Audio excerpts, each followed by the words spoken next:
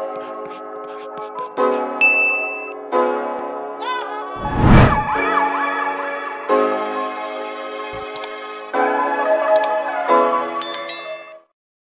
guys, welcome back to my channel. If you're new here, my name's Sharisha, and on this channel I am sharing my life career journey as I'm getting ready to move to a warmer climate. And if you're a regular here, what's going on guys, and welcome back. So today I'm going to be talking about shipping and the processes that are involved when it comes to sending your items abroad. But before I get into all of that, don't forget guys to subscribe if you haven't already and smash the likes button. It takes a second of your time and it really helps me out. And also, sharing is caring. Remember guys, it's all about spreading the knowledge and encouraging and inspiring other people who are deciding to move abroad, or maybe they're thinking about it and they're not really sure. So with shipping, there are several options that you can consider. You can do a door-to-door service, which means a company will pick your items up from your home address and they will send it to the home address that you desire on the other end. Or you can do shipping where it goes into the dock and you then will have to arrange transportation to pick up your items and then take it to your final location.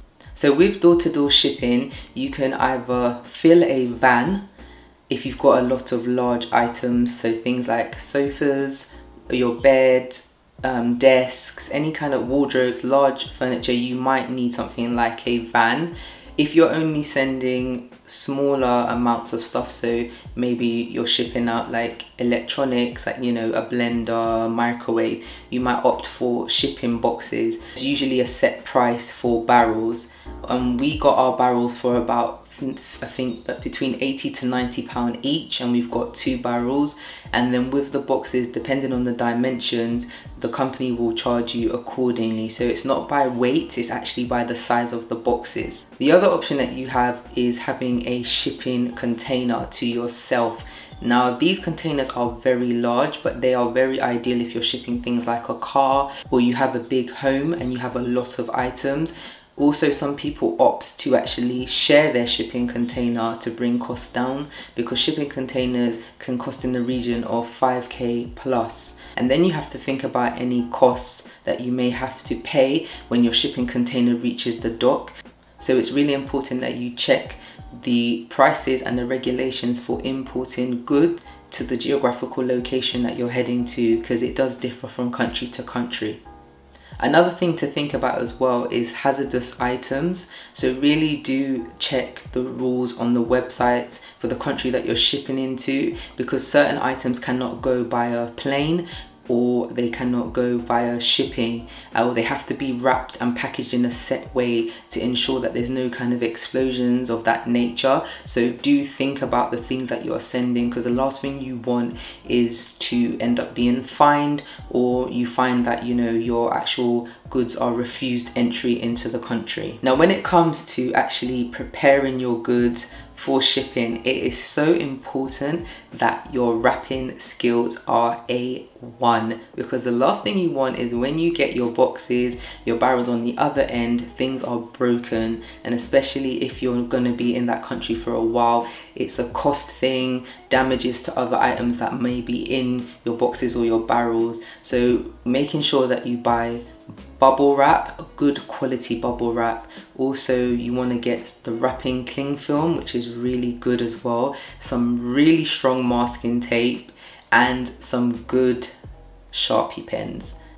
So let's talk about actually packing your items. So for instance, when you're packing your barrel, it's really important to put the heavy items at the bottom, and then you begin to put any lighter objects at the top.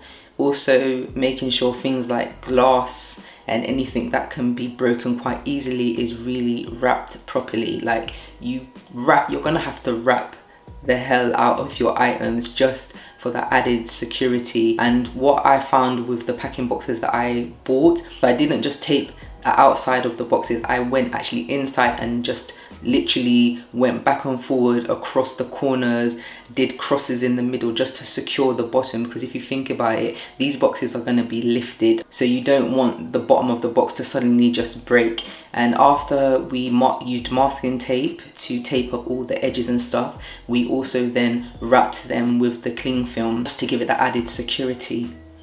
When it comes to packing fragile items, one of my tips would be to use packing peanuts. So if you've ordered anything online, you may have seen these little spongy things that come inside your packaging. They're there to really help with transit, so therefore none of your items should come damaged. So you can get them from Amazon, I will link them below, or any of your local packing stores.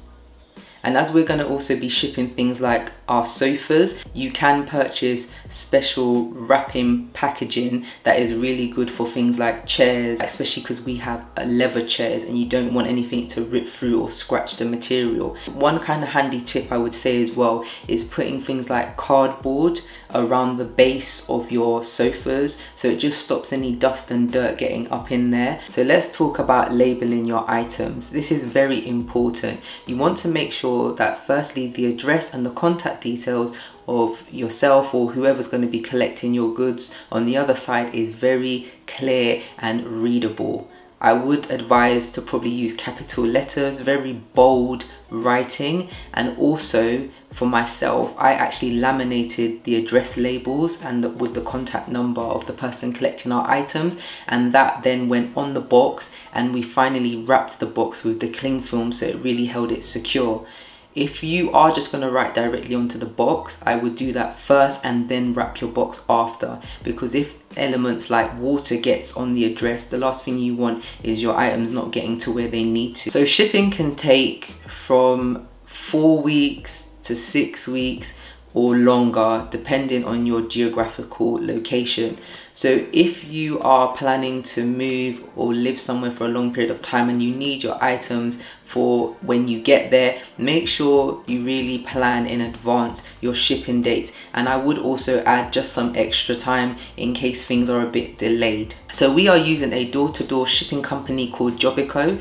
So as I mentioned earlier, they're going to be picking up our items from our home address and they will be sending them to our final destination. We also have someone that will be at the house who will be there to make sure everything arrives safely. So it's really important that you have a contact number clearly written on your box, as I mentioned, because when your items do arrive, they will let them know that it's at the dock, and basically with where we're going to, they can literally call them and say we're going to be there in the next hour. So you really want to make sure that the person that's going to collect the items for you, like to let them into the property, is going to be available at the kind of drop of a hat depending on where you're going to. It may be different for different places, but these are just some of the things to consider.